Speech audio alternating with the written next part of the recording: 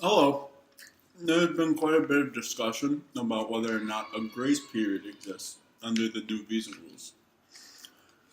We left Egypt on Thursday, overstaying our most recent tourist visa by 3 days, and we're not charged a fee. It's anecdotal, but hope it helps someone out there. Hello all. In my understanding, this list is made up of foreigners with degrees from Anglophone countries and Egyptians who have degrees from Anglophone universities. I can assume then that the majority of foreigners on this list are coming from high-income countries with little to no restriction of movement across the majority of the world.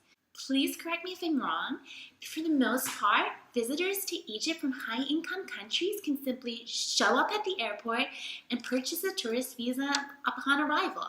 I know that for obtaining work residency or extended tourist visas, it's not a walk in the park, but in comparison to the challenges faced by Egyptians who would like to enjoy the same privileges of visiting high-income countries around the world for similar purposes, we have it extremely easy.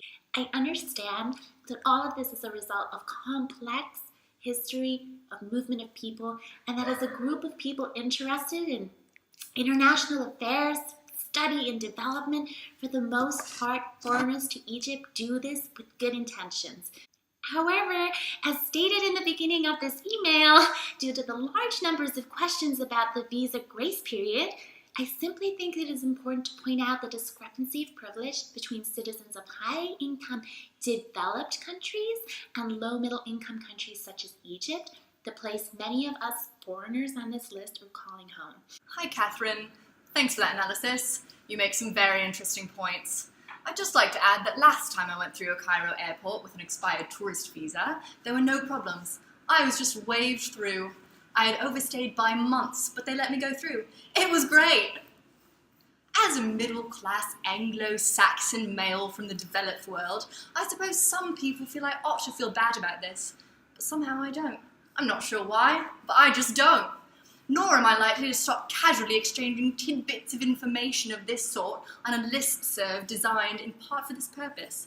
The prospects of me being shamed into quietude on the basis of another person's conception of the rather slippery notion of privilege are precisely zero.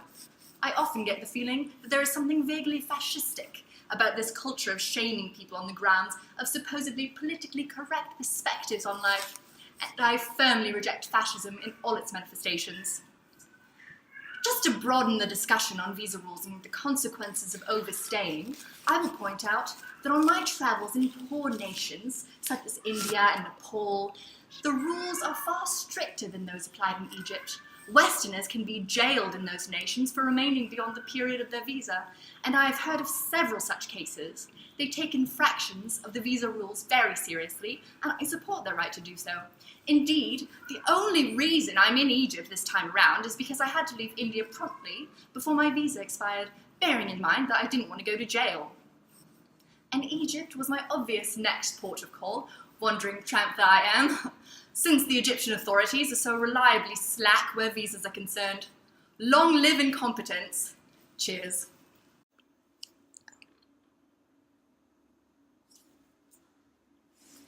Dear Catherine Hagerman and scholars, I am very happy to know that there are other like-minded people here in Cairo, and I second your comments. Thank you for standing up for this issue. It is my hope that the scholars will request that David Sanford may leave the Cairo scholars community. Best.